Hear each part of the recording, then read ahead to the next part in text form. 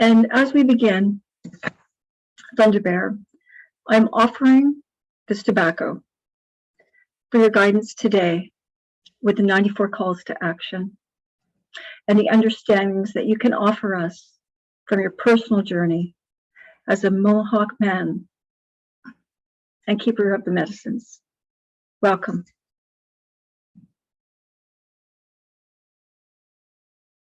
You're muted, Thunder Bear.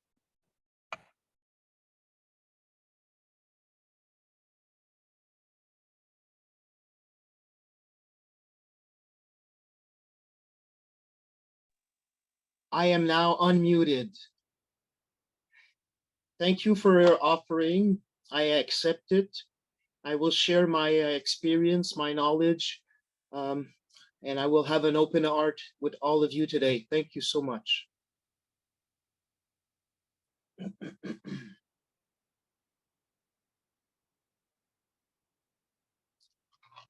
Hello, everybody. Hi, everybody. Yes, my name is Thunder Bear. I'm a Mohawk. I come from Akwesasne. We call it St. Regis. It's near Cornwall in Ontario. It's where my grandmother lived, and her own grandmother and her own mother, since a very, very long time ago. My grandmother was Bear Clan, and so my mother is Bear Clan, and so I am Bear Clan. When I say I'm from Akwesasne, it's I didn't get a chance to grow there. I am from there, but I didn't get a chance to grow there. I grew up in the city here near Ottawa, here in the Gatineau region, because my mother was part of a residential school, and she was also part of a 60s group, and my mother was adopted, you know, so that's why I didn't get a chance to live on the reserve, and it's okay. It's okay because I've reconnected, and it's just one aspect of my life that I call reconciliation, is having the chance to reconnect. So I did get a chance to meet my biological grandmother. My mother got a chance to meet her biological mother as well, and we are better now for that. We know some of our family there, and we visit every year. I'm here today because I would also like to say that today is the first time in my life that I speak in front of a group such as this one.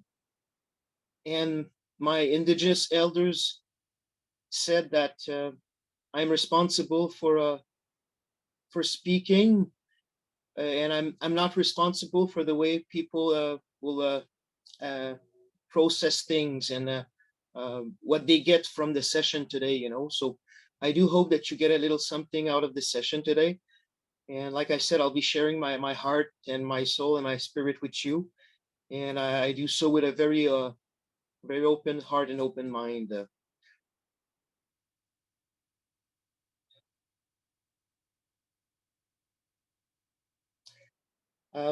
The way I wanted to get things done today was to introduce myself and where I am from.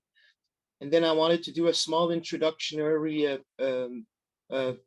address. It's a saying that we like to do where I am from.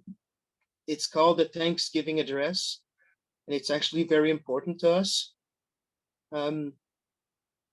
It's very, very long, so I'm using the very short condensed version, because the long version, it could be hours that we would talk and explain. So I'm going to keep it short and sweet. So here is the Thanksgiving address.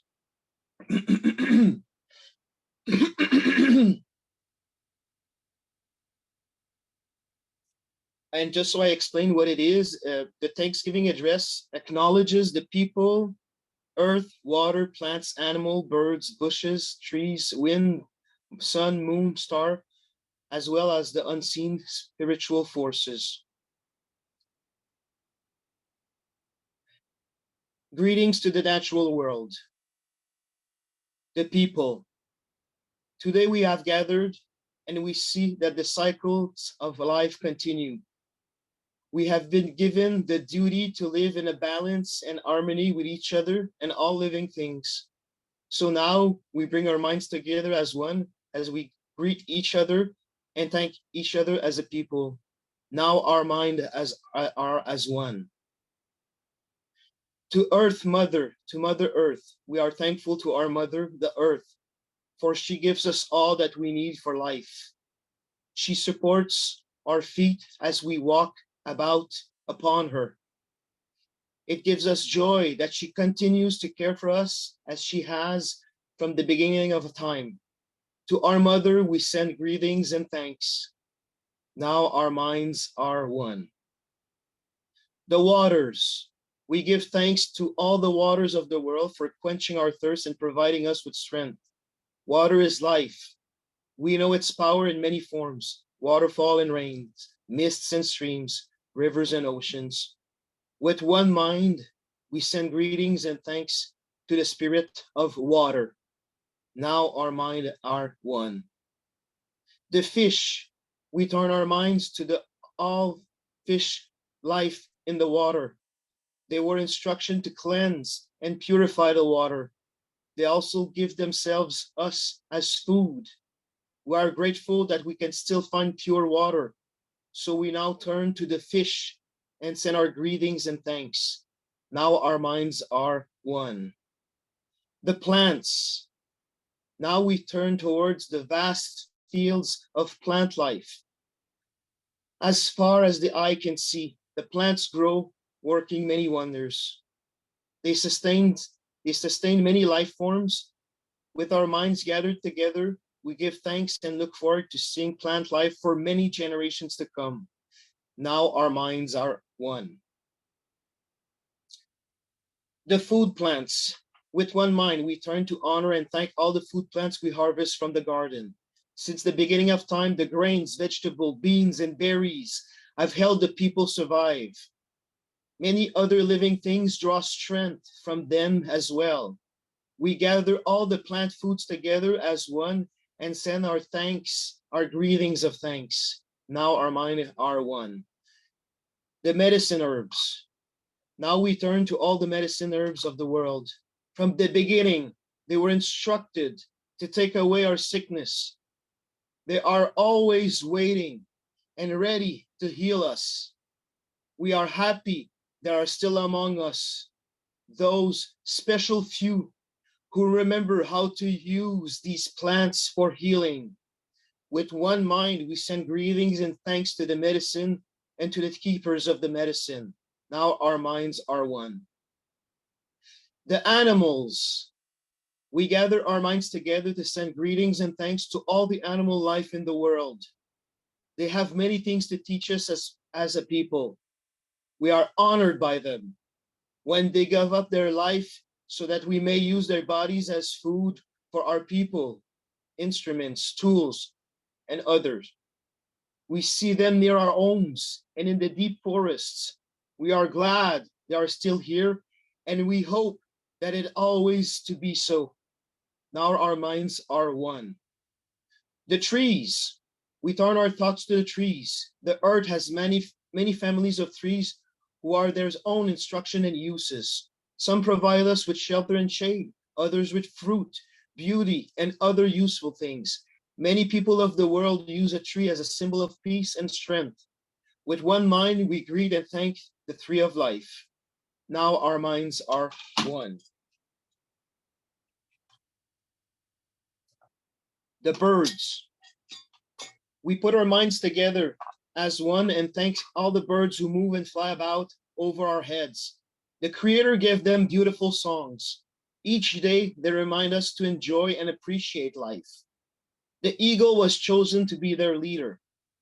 To all the birds form, from the smallest to the largest, we send our joyful greeting and thanks. Now our minds are one. The four winds. We are thankful to the power we know as the four winds. We hear their voice in the moving air as they refresh us and purify the air we breathe. They help us bring the change of seasons. From the four directions they come. bringing us messages and giving us strength. With one mind, we send our greeting and thanks to the four winds. Now our mind are one. The Thunderers. Now we turn to the west, where our grandfathers, the thunder beings, live. With lightning and thundering voices, they bring with them the water that renews life. We are thankful that there are those evil things my by Oak Viserys underground. We are grateful for these evil things. The Thunderers bring our minds together as one. They send greetings, and we do to our grandfathers. Now our minds are one. The Sun. We now send greetings and thanks to our eldest brother, the Sun. Each day, without fail, he travels the sky from east to west, bringing us the light of a new day, the heat that we feel on our skin. He is the source of all the fires of life. With one mind, we send greeting and thanks to our brother, the Sun. Now our minds are one. Grandmother Moon. Grandmother Moon, we put our minds together to give thanks to our oldest grandmother, the Moon, who lights the nighttime sky. She is the leader of women all over the world, and she governs the movements of the ocean tides. By her changing face, we measure time, and is the moon who watches over the arrival of children here on earth. With one mind, we send greeting and thanks to our grandmother, the moon. Now our minds are one. The stars. We give thanks to the stars who are spread across the sky like jewelry. We see them in the night, helping the moon to light the darkness and bringing dew to the gardens and growing things. When we travel at night, they guide us home. With our minds gathered together as one, we send greetings and thanks to the stars. Now our minds are one. The enlightened teachers, we gather our minds to greet and thank the enlightened teachers who have come to help throughout the ages. When we forget how to live in harmony, they remind us of the way we were instructed to live as people.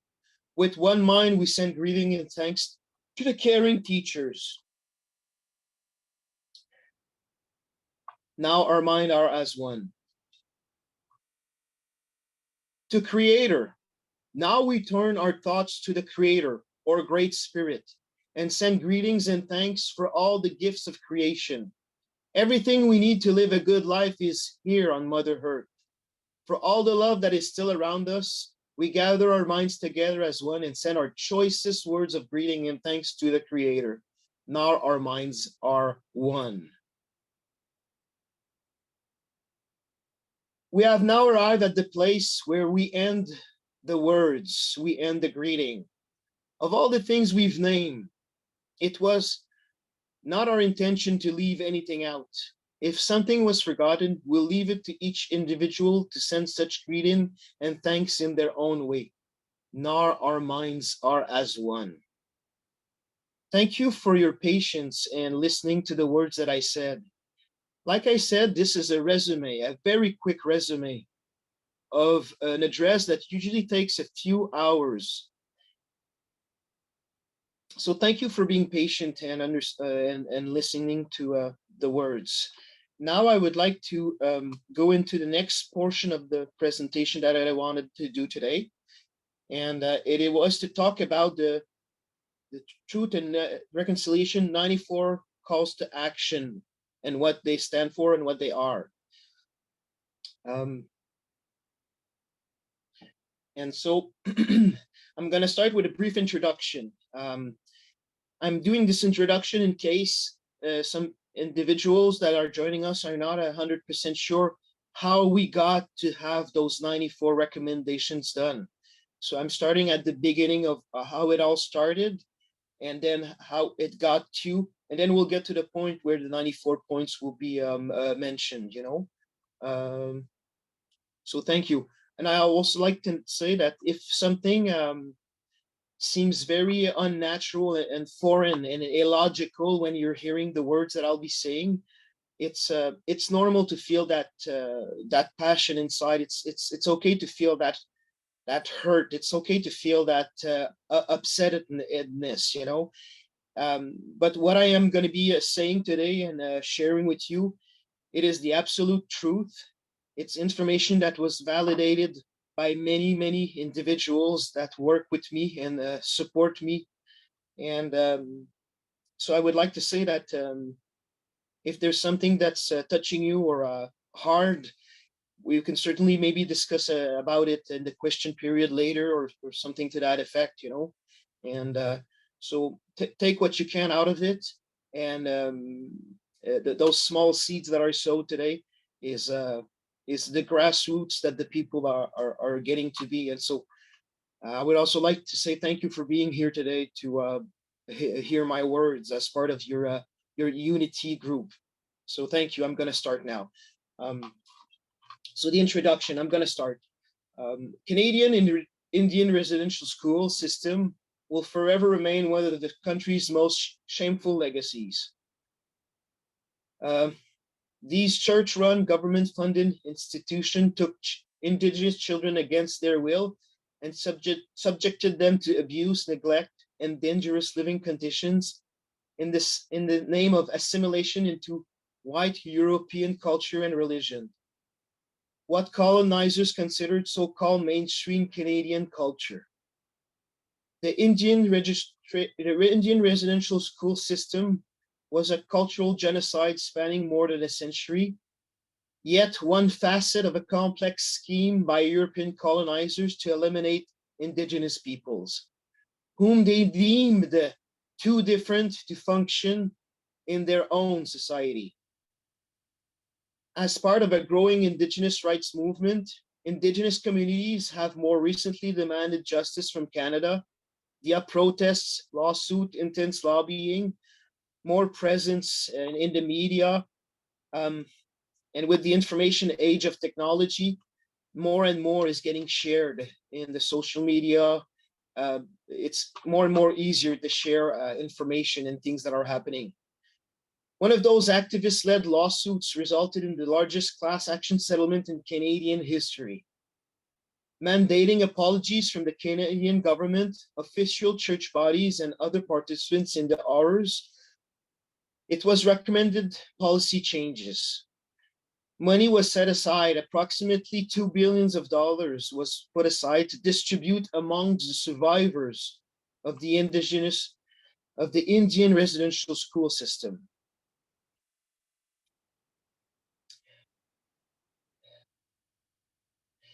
The settlement also led to the 2008 creation of the Truth and Reconciliation Commission, a government-sanctioned body that spent several years hearing testimony from residential school survivors within the Indigenous, Métis, and Inuit communities, compiling a comprehensive and accurate report on the atrocities committed and the intergenerational effects of the system.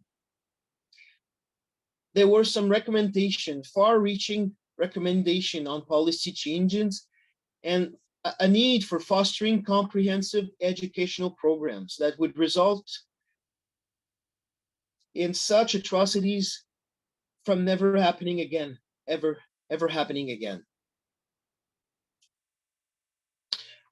When the Truth and Reconciliation Commission released its final report in 2015, it recommended 94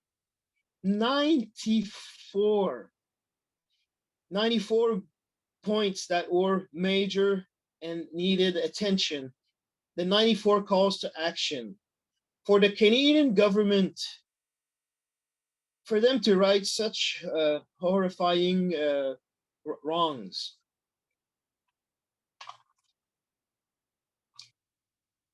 This watershed moment in the Indigenous rights movement marked the country's preliminary attempts to beginning dismantling the systemic racist, devastating Indigenous people in Canada.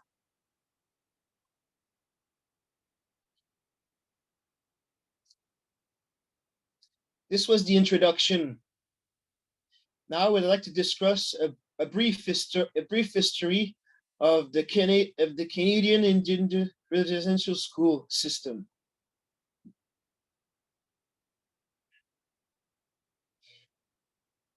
Beginning in the late 17th century, very shortly after the French first settled in Canada, Christian missionaries founded boarding schools to indoctrinate Indigenous children with Western European social political culture. In 1831, the Mohawk Institute Residential School was established, and 3 years later began admitting girls. While strictly church-run, it would become a critical archetype for the Canadian government's stated goal of forced assimilation. In this vein, in 1845, the government released the Bagot Commission Report.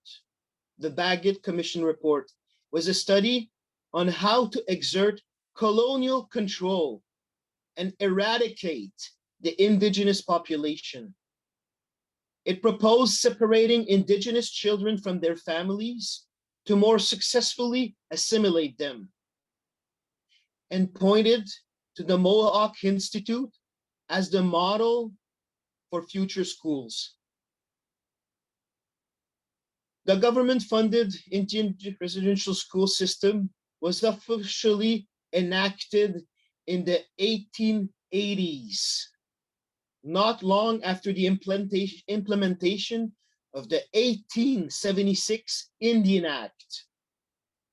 The Indian Act, which had the explicit purpose of eradicating Indigenous culture. The law codified the rights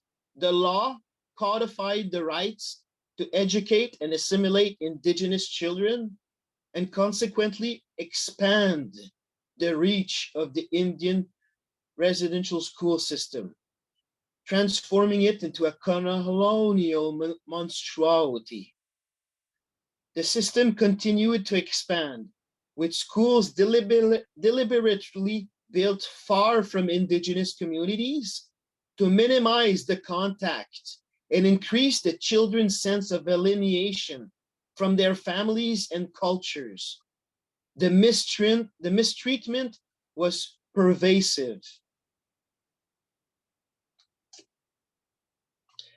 I'm just going to take a little second here because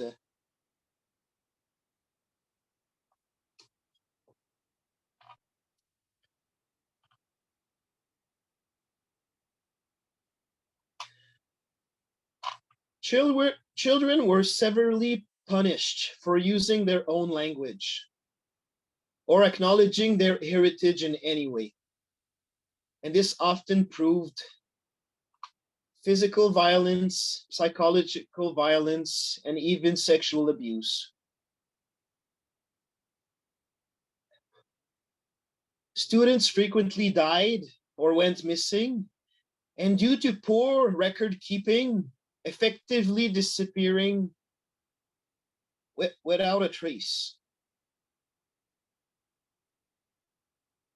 Indian residential school attendance became mandatory for First Nation children in 1894. The attendance became mandatory in 1894. A policy inconsistently applied to Meetsi, First Nation, and Inuit children as well. Indigenous communities regularly attempted to fight or hide their children, with whistleblowers sounding alarms about the rampant abuses and the very high mortality rates of these schools as early as 1907. But even with all these outcries, these cries for help, the system persisted. And actually, the system became bigger and then expanded. What they wanted to get done was slowly getting done. It was slowly becoming a mission accomplished. the Indian residential school system, it peaked in 1931. It peaked. There was about 80 schools that were operated across the country. And their atrocities lasted well into the 20th century. The last one closed into 1996. The 1996 was the same year that the Royal Commission on Aboriginals People released their landmark 5-volume reports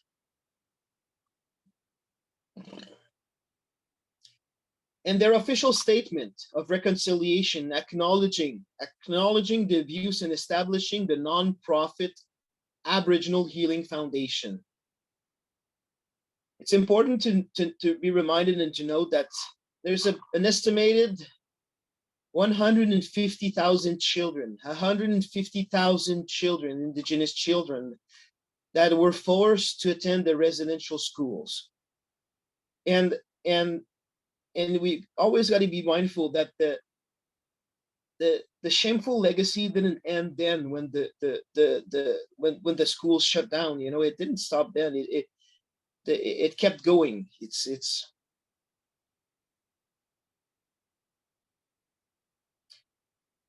in the 1960s, as these schools were rapidly shutting down, the government kidnapped Indigenous children, mainly Indian residential school system students, and they relocated them into non-Indigenous homes across the United States and Canada, a practice referred to as the so-called the 60s scoops, the 60s scoop.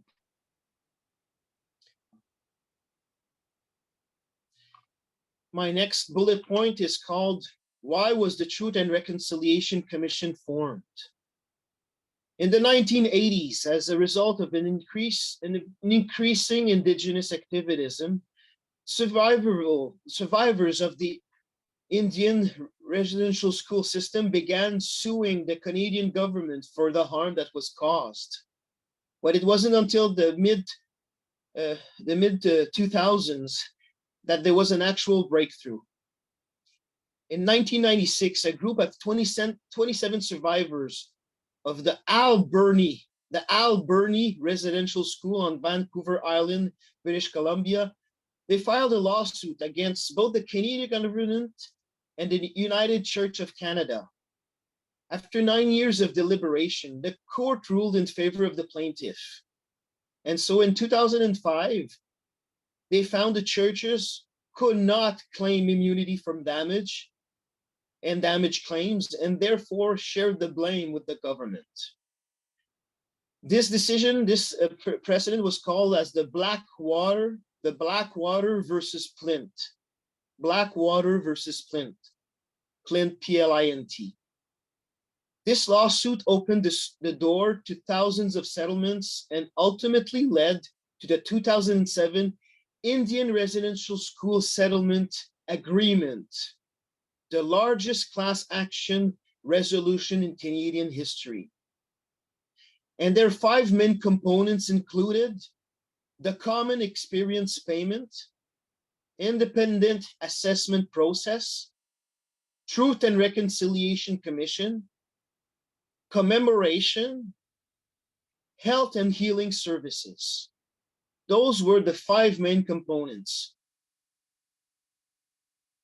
And as part of this historic $2 billion agreement, the government formed the Truth and Reconciliation Commission in 2008 to investigate the full extent of the harm caused by residential school, propose solution, and prevent the future abuse of Indigenous communities.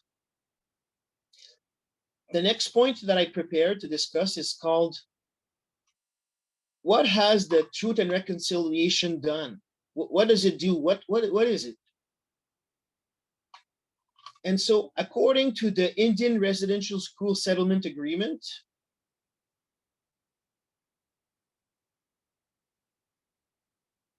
on the Schedule N, there's a portion that establishes the Truth and Reconciliation Commission. And the council had 7 goals: to acknowledge residential school experiences, impacts and consequences. 2, to provide a holistic, culturally appropriate and safe setting for former students, their families, and communities as they come forward to the commission.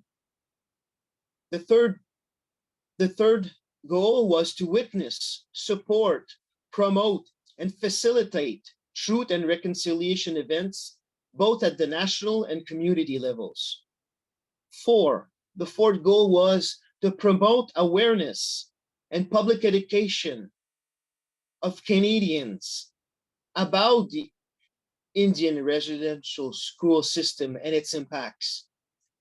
The fifth goal was to identify sources and create as complete a historical record as possible of the Indian residential school system and also its legacy. The sixth goal was to produce and submit to the parties of the agreement a report including recommendations to the Government of Canada concerning the IRS system and experience, including the history, purpose, operation, and supervision of the system, the effect and consequences of that system, including the systemic harms, the intergenerational consequences, the impact on human dignity, and also the ongoing legacy.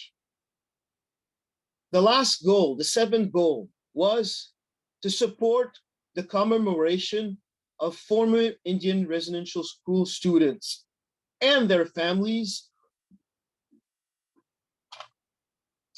and their survivors in accordance with the Commemoration Policy Directive. Throughout 6 years, the TRC, the Truth and Reconciliation Commission, has held many community events. They've heard thousands of hours of testimony from more than 6,000 survivors. They've gathered relevant documentation. They created a historical, accurate, but heart-wrenching record of the IRS system and how it continues to harm Indigenous communities to this day. The Commission compiled a final report. That report was titled, Honoring the Truth, Reconciling the Future. I'm going to repeat it. It was called Honoring the Truth, Reconciling for the Future. And it was released in 2015. The next point that I would like to talk to you about today, what was actually in that report? What was in that final report? So what did the Truth and Reconciliation Commission include in its final report?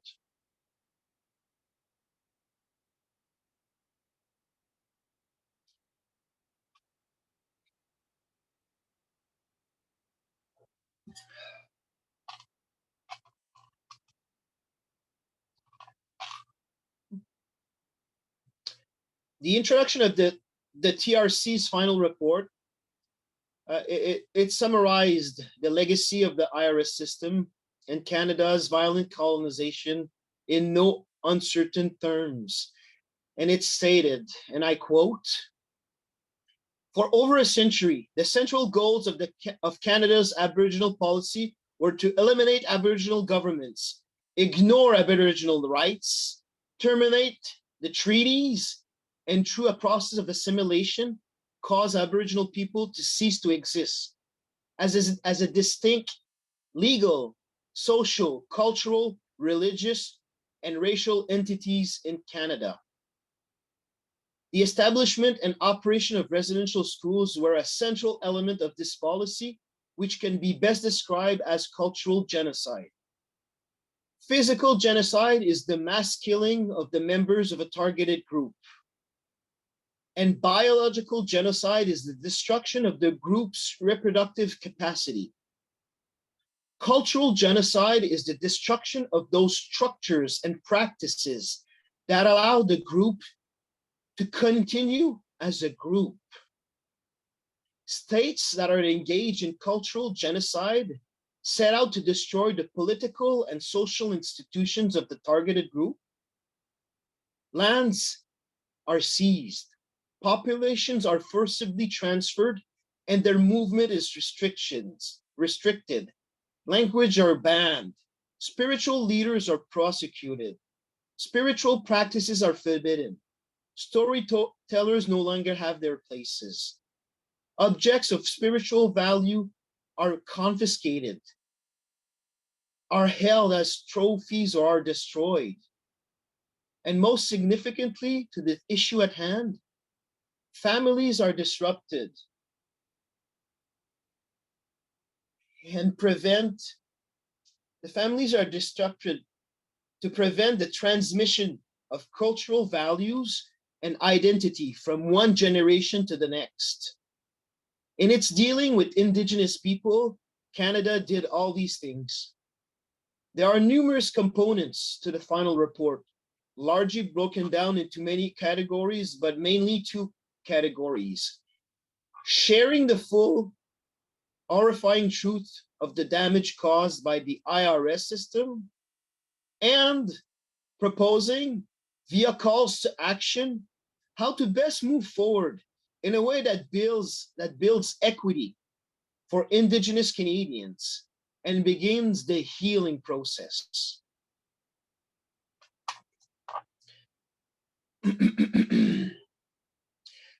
So now I'm going to go into the main three takeaway from the report. The first one is survivors of the IRS systems were subjected to malnutrition, physical, mental, emotional, spiritual, and sexual abuse, unsafe living condition, including exposure to extreme temperatures, mold and mildew, overcrowded sleeping quarters, an extremely high rate of infectious diseases, and more. At least 3,200 children died while in the custody of the IRS system.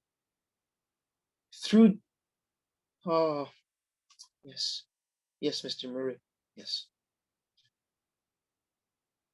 Though Justice Murray Sinclair, the TRC chair, estimates that the date rate is as much as 10 times higher due to poor record keeping and records that still aren't released today.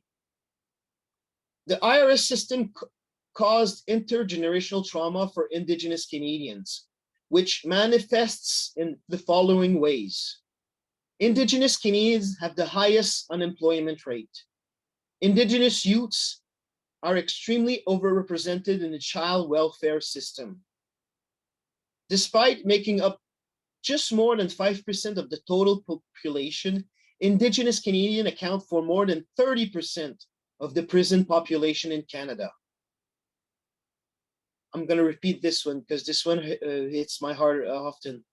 Despite making up just 5% of the total population, Indigenous Canadians account for more than 30% of the prison population in Canada.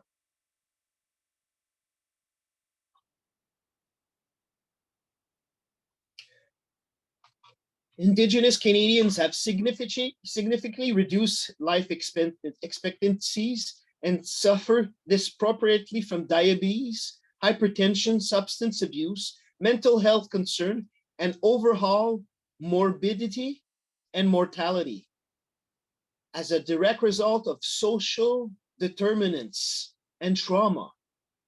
According to the 2019 analysis published in the journal Health Equity, a 2017 meta-analysis of 61 studies support these assertions. The effect of the residential school of Indigenous Canadians are intergenerational and multifaceted, and they negatively impacted the mental health and physical health. The fourth key takeaway from the report is access to safe housing and other essential services and items, such as clean drinking water, is also severely limited. The fifth key takeaway from the report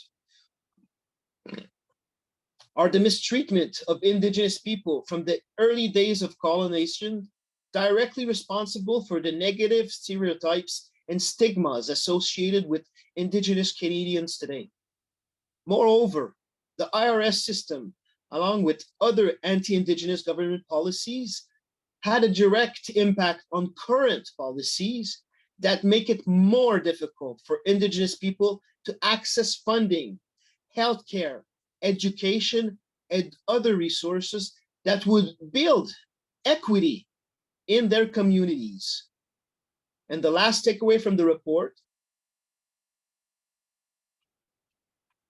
taken together, the reality of residential school and their legacy is disturbing, and Indigenous people are still suffering the consequences of colonization. And so, as such, the TRC authored a comprehensive document recommending changes to program and policies that would effectually, meaningfully change, and it was called the 94 Calls to Action. So this resumes the point that I wanted to do, which were the what was in the final report. Now I'm going to get to the point that is called, what are the 94 calls to action? What are they? Well, the 94 calls to action, the CTAs that we call them, the call to action CTAs, they're actionable policy recommendation meant to aid the healing process in two ways.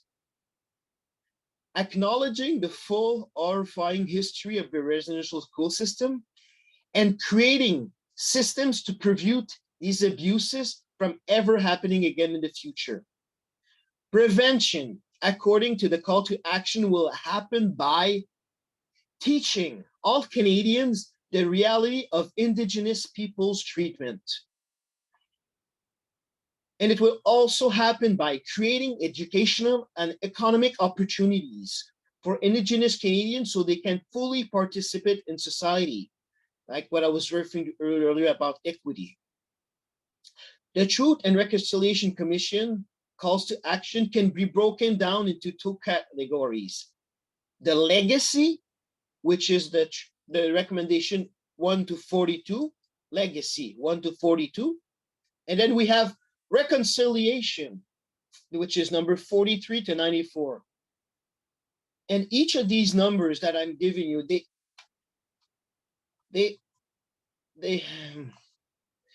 each of the numbers, they have each their own little subcategories, meant to do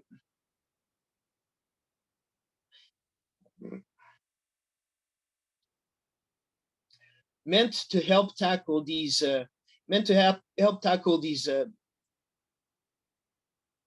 these specific facets of some detailed situation on their reconciliation process. So I'm going to start with the legacy. The purpose of the legacy call to actions are to address the history and atrocities of the residential schools, which separated Indigenous children from their families, largely First Nations, though also many Inuit and Métis. And they subjected them to abuse, famine, disease, and other horrifying conditions while being forcibly assimilated into white European Canadian culture. The collective goal of the first 42 CTAs, the legacy part of it, is to fully and publicly acknowledge the cultural genocide committed. Each of the call to action is broken down into subcategories of how this took place and the modern day effect on the following areas within Indigenous communities. The 5 of them are child welfare, education, language and culture, health, and finally, justice. Now I'm going to talk to you about the 43 to 94, which is the call to action that are linked to reconciliation.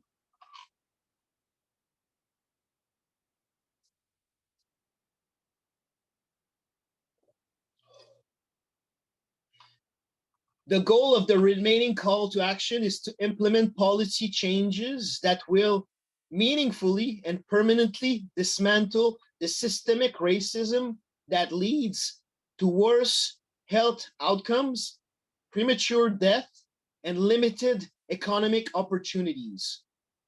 The goal of the remaining CTAs is to implement policy changes that will vastly improve life for Indigenous people in Canada. Implement policy changes that will ensure, through thorough and honest education, that this will never happen again. The subcategories of these call to action, the CTAs, include Canadian government and United Nations declarations on the rights of Indigenous peoples. They include the Royal Proclamation and Covenant of Reconciliation. They include the Settlement Agreement parties and the United Nations Declaration on the Rights of Indigenous Peoples. It includes equity for Indigenous peoples in the legal system. It includes National Council for Reconciliation. It includes professional development and training for public servants. The subcategories include as well church apologies and reconciliation. Subcategories include youth programs. It includes museum and archives. It includes missing children and burial information. Includes the National Center for Truth and Reconciliation. It must make sure that it includes as well commemoration, media and reconciliation, sports and reconciliation, business and reconciliation, and also newcomers to Canada.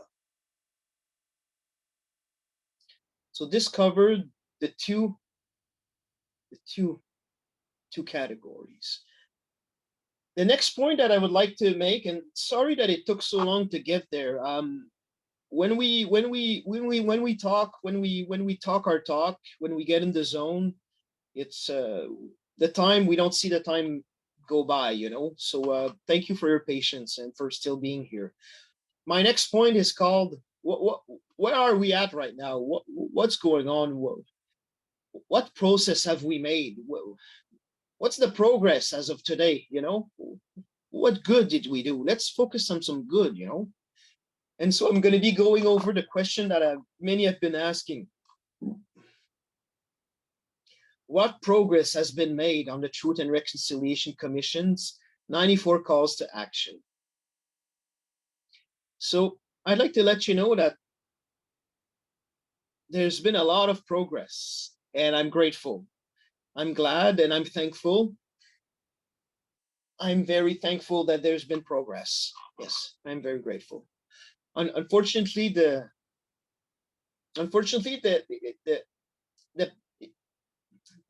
progress is there, but it's been a little bit slow. Like a big dinosaur, you know, it moves surely, but very slow. A giant dinosaur, you know, the Brontosaurus, is very slow, but surely. And so the progress has been slow, but as of June 2021, there was about 12 of the 94 calls to action that had been completed. But here's the thing. There's one side, when I say side, I mean the government. And they say, oh, we did all of this. And we met this amount of call to action were met. But then the other side is us, the Indigenous people and the Indigenous allies. They look at what they're claiming that they have done, and there's a little bit of a clash because they say, actually, we think that even though you said you've completed this, there's still a lot of work.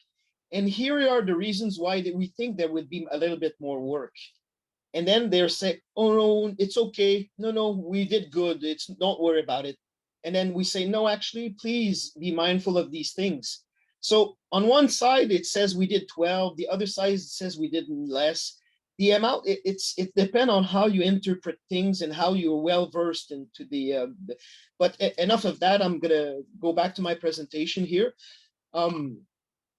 So as of 2021, only 12 calls to action have been completed. And that's according to the interactive website called, the website is called Beyond 94. And what Beyond 94 is, basically, it's a little program that somebody started, and it's a project that was launched in 2018, and it's to keep track of the purposes, and it's to keep track about like the monitoring of where are we at, so to make sure everybody doesn't forget, I guess. And we can always point to that always up-to-date site, you know. And so if you're interested in getting more updates on specifics, then I invite you to join Beyond 94.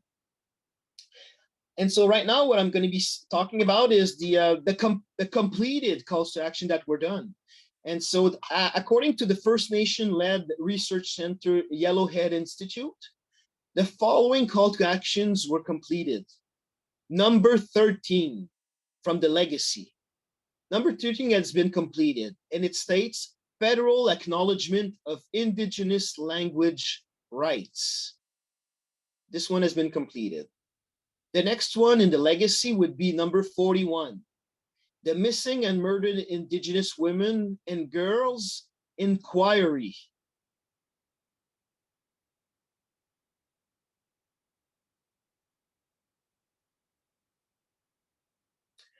The next one that was completed, it's part of reconciliation, part of calls to action. It's number 48, adoption of UN Declaration on the Rights of Indigenous People. It's called UN DRIP. And it's the adoption of the UN Declaration of the Rights of Indigenous People by churches and faith groups. So this one, number 48, was completed. Number 49 was completed. It is titled Rejection of the Doctrine of Discovery by churches and faith groups.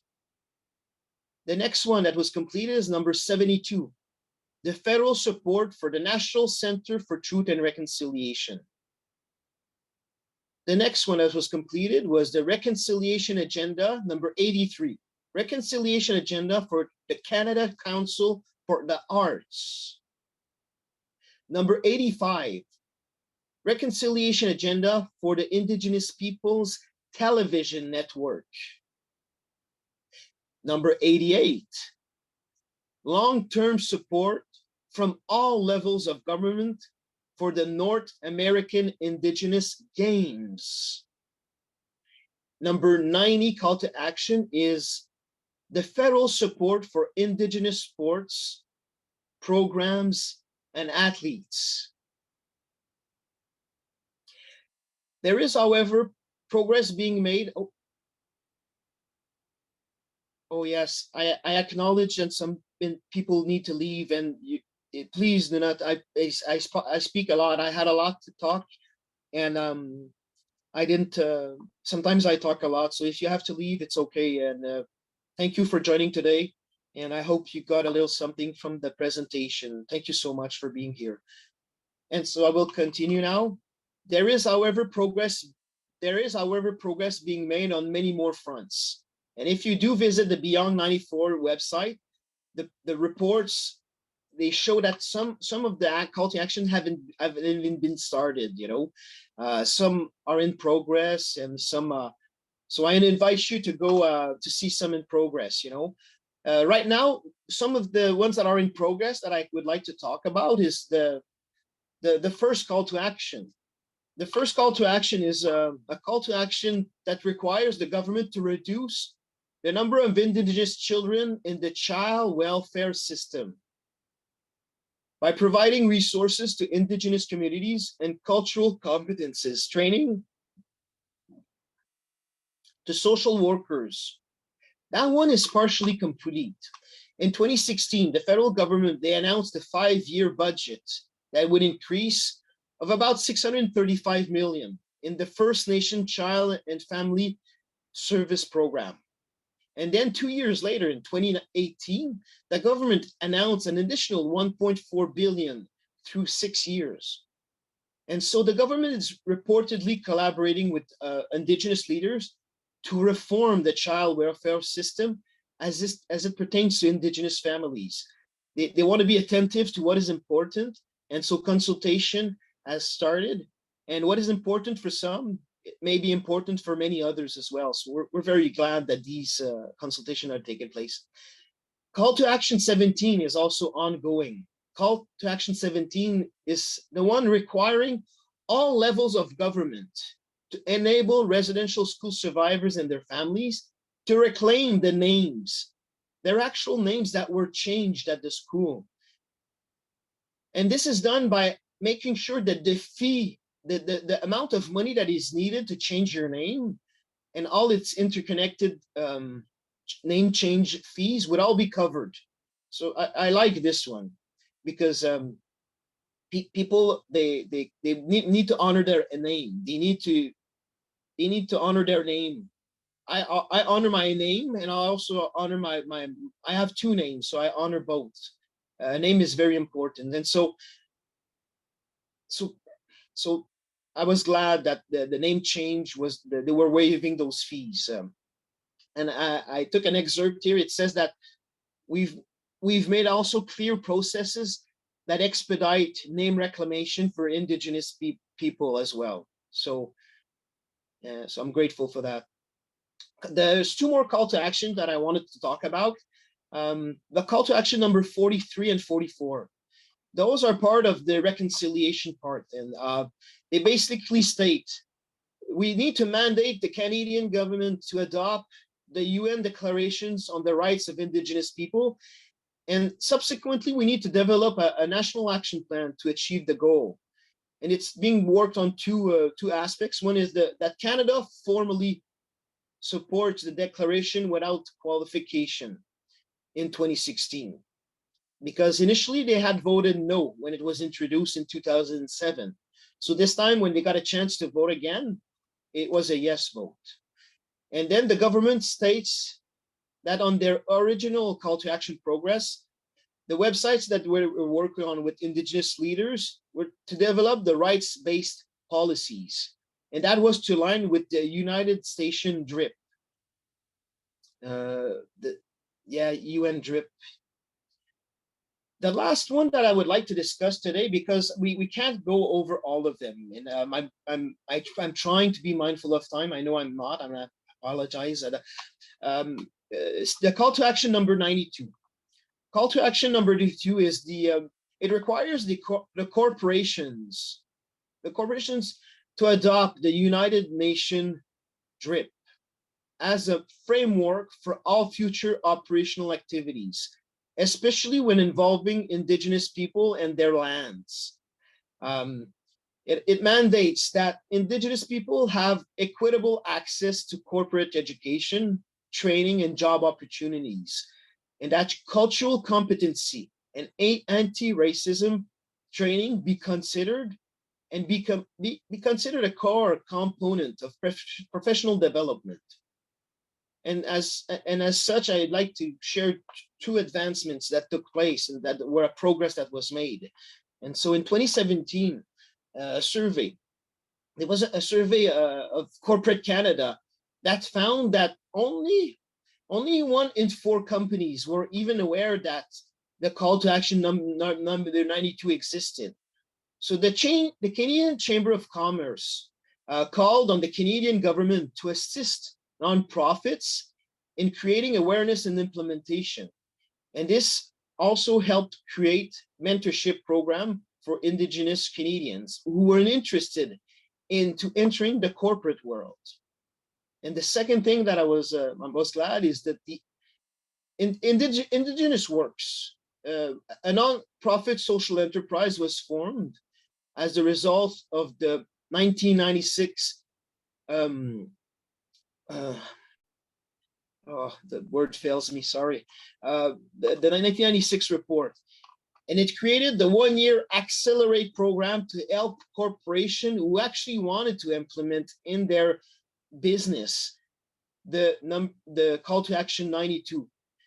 But they weren't quite sure where to start. So this nonprofit enterprise, Indigenous Works, would welcome these businesses and say, we'll facilitate this for you, we'll help you. And so I'm seeing that people are, and so I would like to leave. I would like to close. You know what? Nope, this is good. This is good. We covered a lot today, and I'm thankful for you for listening. And thank you, everybody. C, would you like me to consider saying something else, or please let me know. And if we have a question period, I'm also here for the next little while. Thank you. Thank you so much, Thunder Bear. We're so grateful that you've joined us today. And there's so much that we really don't know, and that you've made it so clear to us what's been done. And this is what we've been waiting for, is like what has been done and what still needs to be attended to. And that we need to live in awareness of this is vital. And thank you so much. You are such a treasure for all of us. I would just like to reiterate that if I said anything that was upsetting, it's normal, sometimes, but it's part of the seeds that we sow.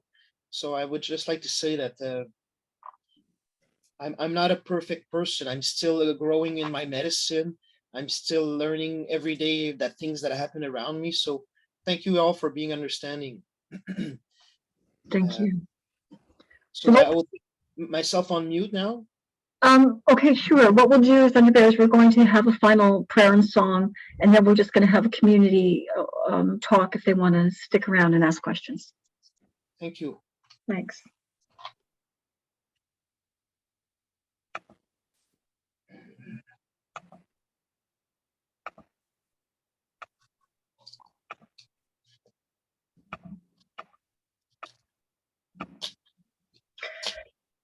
So I will do this today, and offering the community blessing first. We are abundantly blessed. If you'd like to share with us, we are abundantly blessed. Creative people are drawn to us. Divine ideas flow through us. Financial resources bless us, and we accomplish mighty works together. Next week, our special guest is Judy Murakami from Unity of Vancouver Island, and she's really looking forward to being with us. So as we wind down with our prayer of protection before our closing song, please join me in saying, the light of God surrounds us. I am the light. The love of God enfolds us. I am the love. The power of God protects us. I am the power. And the presence of God watches over us. I am the presence. Wherever we are, God is, and all is well. And now we will enter our beautiful closing song.